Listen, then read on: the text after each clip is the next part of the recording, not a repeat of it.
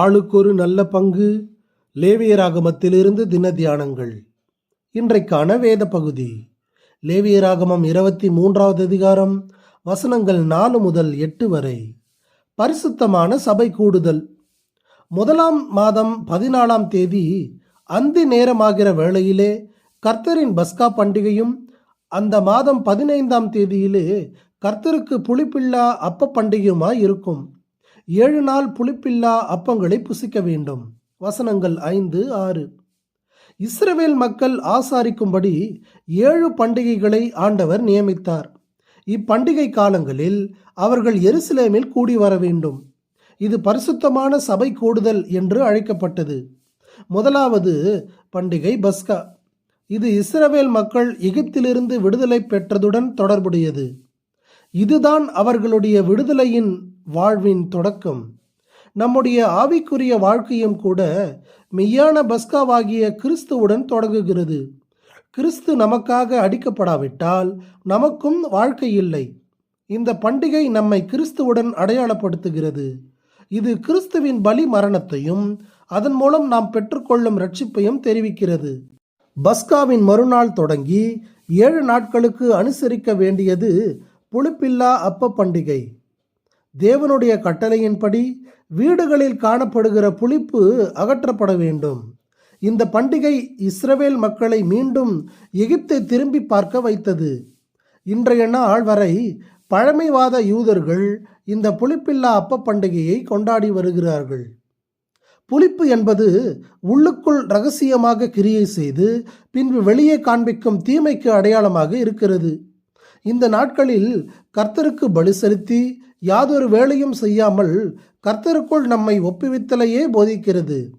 நம்மை ஆராய்ந்து பார்க்கும் தருணங்கள் இவை. இன்றைய நாட்களில் கடவுளின் துணையின்றோ அல்லது அவரால் படைக்கப்பட்டவர்களின் துணையின்றியோ சுயமாக வாழும் போக்கில் உலகளவில் அதிகரித்து வருகிறது. சுய முன்னேற்றம், சுய உதவி போன்ற காரியங்கள் தேவனை சார்ந்து கொள்வதற்கு தடைகளாக நிற்கின்றன. நம்முடைய ஆண்டவர் அடிக்கடியாக இந்த புளிப்பை பற்றி பேசினார். பரிசேயர்களின் புளித்த மாவை குறித்து எச்சரிக்கையாய் இருங்கள் என்று லூக்கா 12:1 கூறினார்.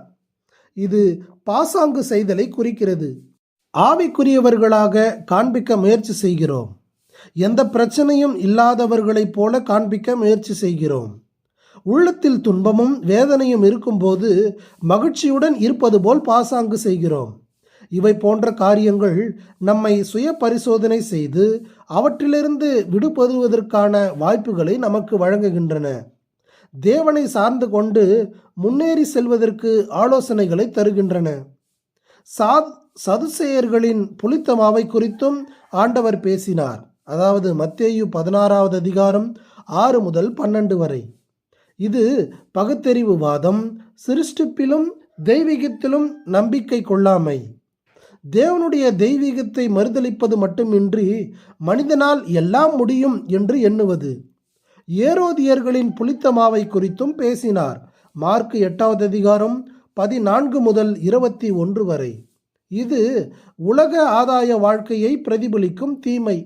இது ஆடம்பரம், அந்தஸ்து, ஆட்சி அதிகாரம், கௌரவம் போன்றவற்றுக்கான அலைவதும் அவற்றுக்காக சூழ்ச்சி செய்வதும் போரிடுவதும் ஆகும்.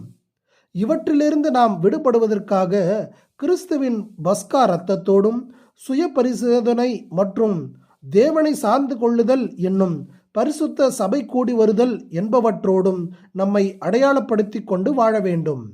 கிறிஸ்துவின் இரத்தம் நம்மை அன்றாடம் சுத்திகரித்து தேவனுக்கு உகந்தவர்களாக நம்மை ஆக்குகிறது.